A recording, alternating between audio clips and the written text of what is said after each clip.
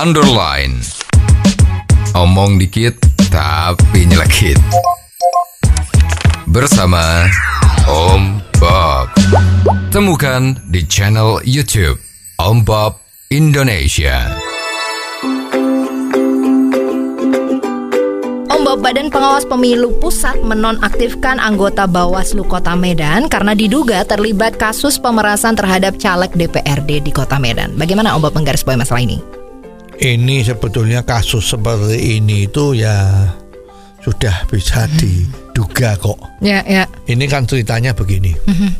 Bagi yang ingin menjadi anggota legislatif, kan itu ada syaratnya banyak itu. Sekolahannya gimana, ijazahnya gimana, ya.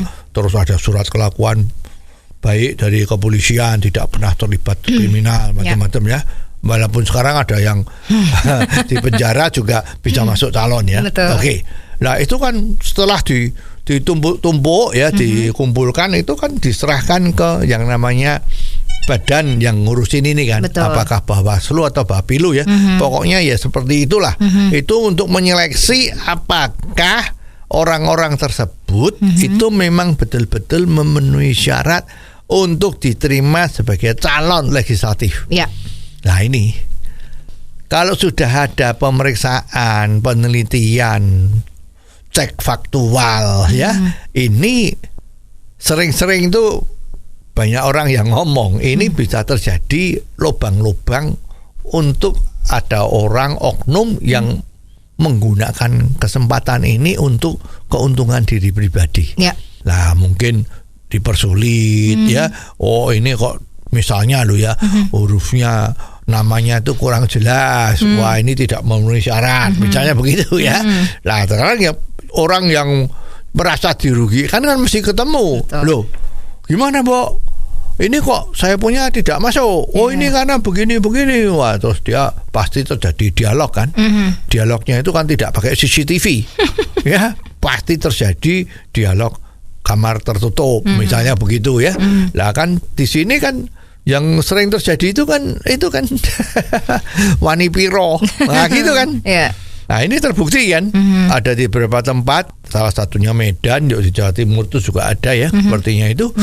Kalau ternyata itu dilakukan pemerasan dari oknum-oknum ketua untuk panitia penerimaan calon-calon pendaftaran legislatif tadi itu, dan bahkan sudah ketangkep OTT. Betul. Menyerahkan uangnya di mana itu, di restoran di mana itu ketangkep.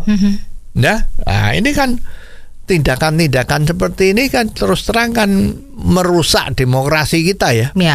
Nah, celakanya lagi, itu kalau kita lihat putusannya, itu cuman diberhentikan sebagai ketua.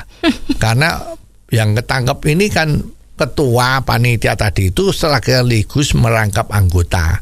Ini kalau dia udah ketangkep pungli seperti ini, terus dia dikasih putusan diberhentikan posisinya sebagai ketua, tapi sebagai anggotanya tidak. Nah, ini kan gimana? Ya, ini putusan dari Dewan Pengawas Pemilu tadi itu juga aneh. Tapi apa boleh buat, memang udah banyak contohnya kan. Di tempatnya KPK yang tugas utamanya itu adalah membasmi korupsi kan, di Indonesia. Itu kan juga begitu. Orang yang korupsi hukumannya tipis. Oke. Orang yang sudah melakukan korupsi tiba-tiba uangnya dikembaliin, bisa dibebaskan. Dengan alasan negara tidak dirugikan. Nah, ini gimana? Contoh-contoh seperti itulah yang membuat semua orang-orang di daerah itu yang ingin menjatuhkan putusan mencontoh yang di pusat. Jadi penyelewengan dari oknum tersebut ya dianggap aja ini bukan masalah besar.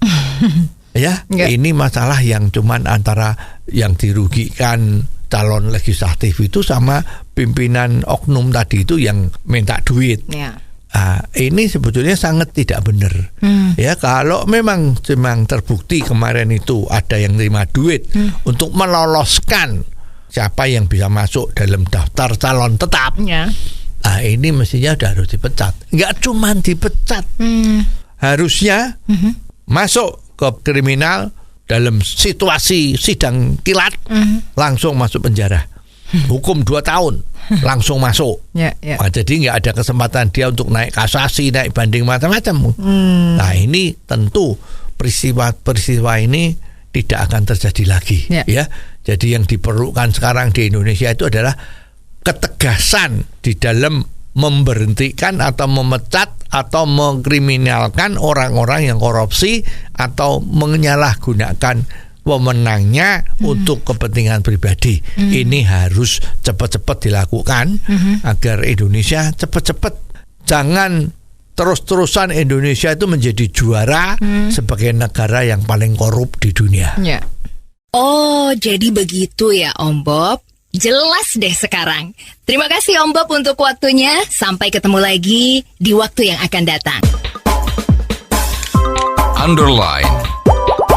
Omong dikit tapi nyelekit. Bersama Om Bob. Jika Anda suka dengan channel ini, jangan lupa subscribe, like, dan komen.